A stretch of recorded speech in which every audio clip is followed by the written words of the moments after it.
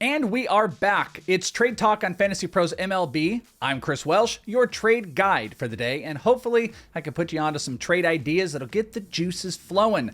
My focus today, though, we're going to go a little bit deeper-ish names, not like huge, giant names. Not saying that these aren't going to be popular guys, but this is more like back half of your roster players that we're betting can jump to the top half. Plus, I'm going to throw in a few bigger names your way that I still want you to kick the tires on. Sound good? Good. Do me a favor though, before we get going, hit the subscribe button below, now that we're good friends. Next, make a comment below. Now we're really good friends. Everything you just did might get you hooked up with a premium Fantasy Pros account. How cool is that? Yeah, that's like best friend stuff. Fantasy Pros has some of the best tools in the business, from roster management, trade analysis, and tons more. All for baseball and other sports. You want to check out more? Go to fantasypros.com/premium. Sit back, buckle up, and let's get started with some trades. Since I am your trade guide, if you look to your right, you're going to see Baltimore Orioles first baseman Ryan Mountcastle. Now that sub 240 batting average, it's been staring at us in the face all year, as Mountcastle has been pressing. In the month of May, he's sporting a 250 BABIP, and even worse, a 184 over the last 2 weeks. This has come with his struggles with breaking and off-speed pitches this year, yet he has a higher XBA than his current output on all 3 pitches against, including off-speed pitches where he's hitting under 280, but an XBA of over 300. Now, am I selling you on buying him? I'm saying a lot of negatives. The hope here is the BABIP is going to stabilize, as he's about 50 points under his current BABIP for the year. His 240 BA is met with an over 270 expected batting average. On top of that, a top 25% hard hit percentage in the league, which also shows up as the 12th most barrels per plate appearance in the league. I love that because I'm really focused on that top 8% barrel percentage in the league. So per plate appearance and the overall barrel percentages there, that is where quality contact is going to come from. Throw on top, he's also got 2 more expected homers than he's currently hit at 11. There's some room to build back up his value. Now, I will say that expected home run total was high. He was the leader last year due to Baltimore, but it's not something I also want to just overlook for the fact. The most worrisome portion of Ryan Mountcastle right now is the chase rate, which is one of the worst in the league. But with that, he's still projecting as a 30 home run hitter across most rest of season projection systems. Because the belief with the expected numbers, hard hit, barreling, and low BABIP is that we're going to see improvement.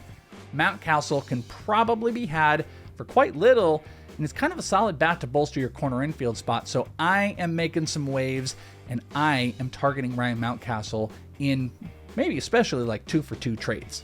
Now, ladies and gentlemen, if you would please look to your left, I present to you a pitcher that you should own. Arizona Diamondbacks starting pitcher Merrill Kelly. I will be honest, I'm a little tepid about throwing Merrill your way, partly because he's a D-back, and you know me, I don't want to go full homery, but also the long-term track record for Merrill has its ebbs and flows. So I think the argument could actually be made that this might be a sell high moment as much as it is a buy. But I think it's important that when buying Kelly, it's at the lower cost. People aren't exactly excited about him. He was more likely than not waiver wire fodder. So don't let them sell super high. But with all that said, Kelly over the last month put up the 5th best SIERA among all qualified pitchers at 3.01. He also was one of only 3 to have a sub 3.30 SIERA and double-digit K per 9. The other 2, Framber Valdez, Luis Castillo. These guys are pretty good.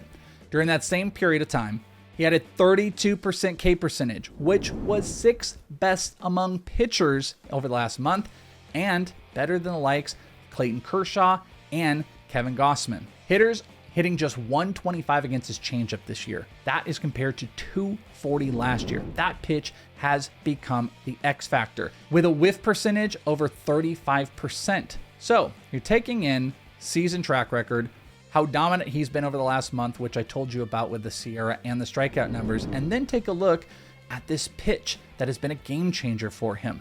Also, another small note as far as pitches go, he's altered his slider, which he only throws about 5% of the time, but it currently has a 50% whiff rate.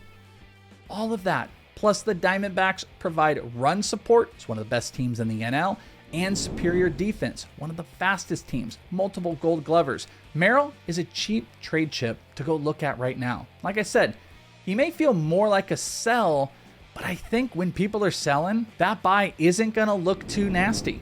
So I'm going to go and try and get Merrill Kelly because I think he can bolster up my rotation at quite a favorable cost, even though that cost might be a little bit more because he was so good in May. Now, ladies and gentlemen, if you'd all join me, not to your right, to your left, let's look straight ahead for our other big trade target.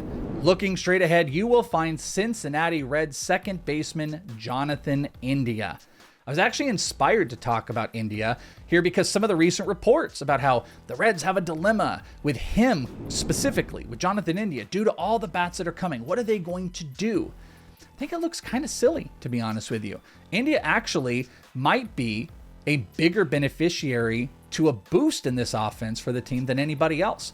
I mean, Spencer Steer is coming off of a month that warrants we talk about him. And by the way, I might have put him on this list. I kind of did initially, if it weren't for like Votto coming up and the other prospects. I guess I just don't know 100% what the future holds. Maybe there's going to be more of an aggressive platoon situation that happens with Steer and CES and Votto. I'm just not really 100% sure about it. But hey, Spencer Steer is the real deal.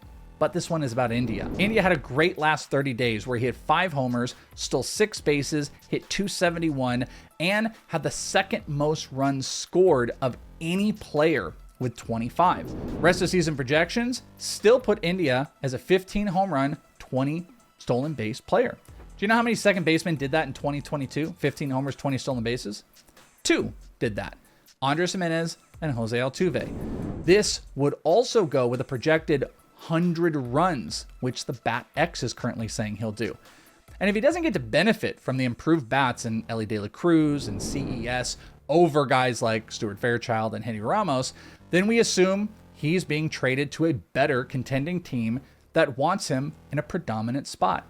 I think he's a crafty trade target right now and looks to be a 4 to 5 category middle infielder that is going to exponentially help your team based off of the cost you're going to have to put. Like I said, there's some negative stuff out there about Jonathan India. I would try to take advantage of that because I think at the end of the year, those stats are going to look mighty, mighty good. Now, I told you I had some quick hitters for you. Those are my big focal points. But let's go through some quick hitters of some bigger name players that I'm still looking at trying to get. Number 1, Nolan Gorman. Top 11% in the league in hard hit percentage. Top 8% in barrel. And only one pitch he's hitting under 259 against all year. That's sliders and sweepers. That's the only thing that's given him fits. He's not really getting beat. He's hitting in the middle of the order, which is the worst NL team, but I think that's going to improve. It's hard to believe that they're going to stay there. And either way, give me Gorman in that lineup with those changes and let me go buy on him. Another player that might seem like kind of a buy-ish high. I just don't think people quite put him in the territory that he actually belongs. Number 2, how about Zach Gallen? I get like hyper focused on meh performances of players that I don't think the market is caught up on. I'm not saying people don't realize Gallen is good. Of course, everybody realizes he's good, but I don't think that we are quite in the territory where he should be. I think he's got a smaller margin for error than many people. Just went up against the Braves, gave up 2 earned runs, 3 total runs, and it was an okay performance. But I think where I'm getting at is I think a lot of people will still throw him in like a top 10 to 12 SP. But rest of season, I think he legitimately sits closer to top 5. I actually recently did a mock draft, a rest of season mock draft. Gallen went off as the 4th pitcher, and it was in unanimous agreement that he was SP4. So if I can pay SP12 price to get a top 5 starting pitcher, then I'm going to check in on owners because like I said, I just don't think that people have quite bought in on Zach Gallen being in the territory that he is. So any little performance, go and snap trade.